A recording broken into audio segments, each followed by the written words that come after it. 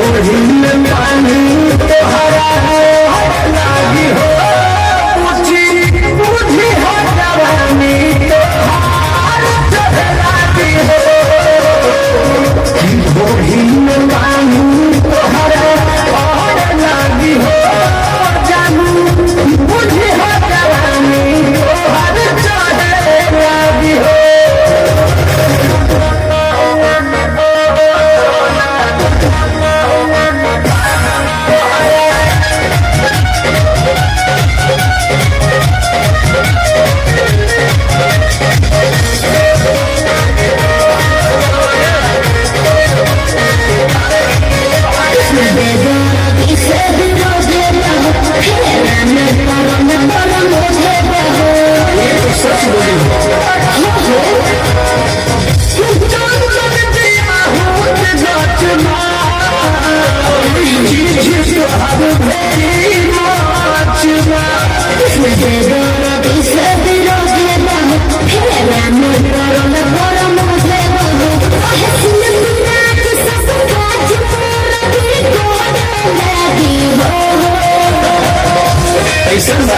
ढोली में पानी तोहरा